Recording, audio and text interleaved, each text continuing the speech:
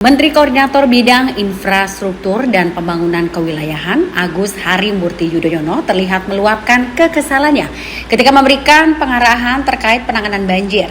Momen itu terjadi saat seorang pejabat pemerintahan meninggalkan ruangan di tengah pemaparan yang tengah disampaikan oleh AHY.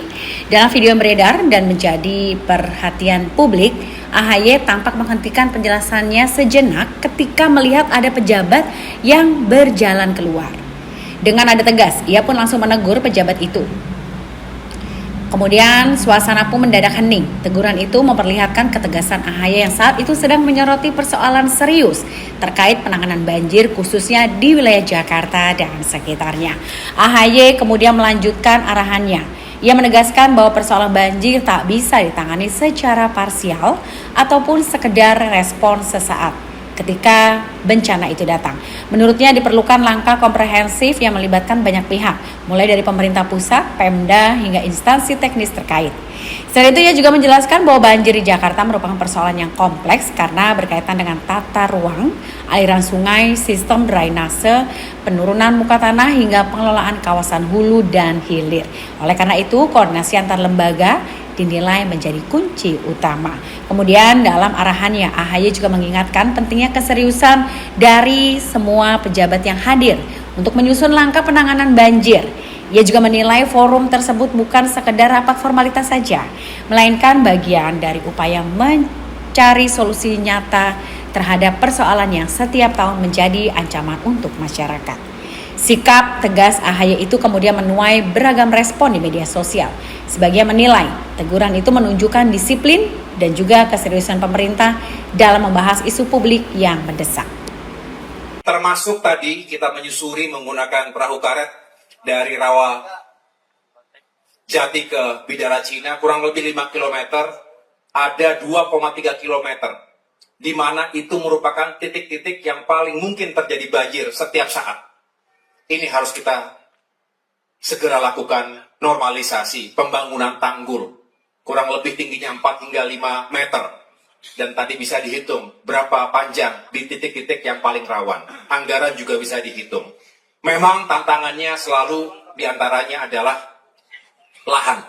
Tadi Bu Wamen juga menyampaikan lahannya seringkali masih terhambat. Belum clean and clear pengadaannya. Itulah mengapa kolaborasi pemerintah pusat dan Pemprov ini menjadi sangat penting. Dan masyarakat juga harus terlibat dalam upaya besar ini. Karena percuma kita bikin tanggul, kemudian juga terus dilakukan pembangunan-pembangunan liar yang seharusnya tidak boleh.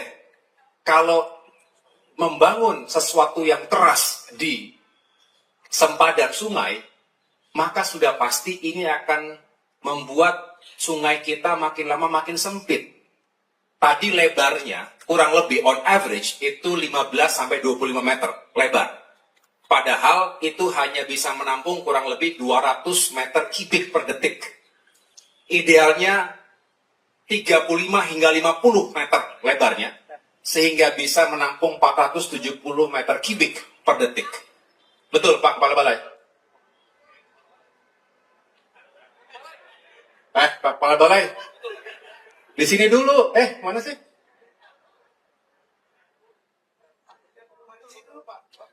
Saya bicara untuk Bapak loh. Mau kemana? Kemana tadi? No. Anda dengarkan saya dulu di sini. Gimana mau mendengarkan arahan kalau Bapak nggak ada? 2 kali saya panggil nggak ada gitu loh. Ya, nggak bisa begitu. Tolong duduk kayak mic dulu. Duduk Pak. Saya 2 kali masalahnya manggil kok nggak ada gitu loh. Nggak usah, nanti kan kita sana juga. Duduk Pak. Silakan Pak. Silakan. Ya, saya ulangi. Jadi panjang. Saya mau refer Bapak tadi. Bapak menyampaikan data, saya refer ini. Bapak tolong dengarkan supaya menjadi utuh. Ya, menjadi utuh. Ini kebijakan penting sekali Pak. Justru saya mendukung Bapak agar kita laksanakan dengan baik. Ya, nanti itu bisa belakangan Pak. Bisa belakangan. Saya juga udah ngintip tadi. Ya, nggak usah terlalu dipusingkan gitu. Ya, saya ingin kita nih fokus pada substansinya. Saya ulangi, agar bisa menampung 470 meter kubik per detik, ya, kita lebarkan. Ini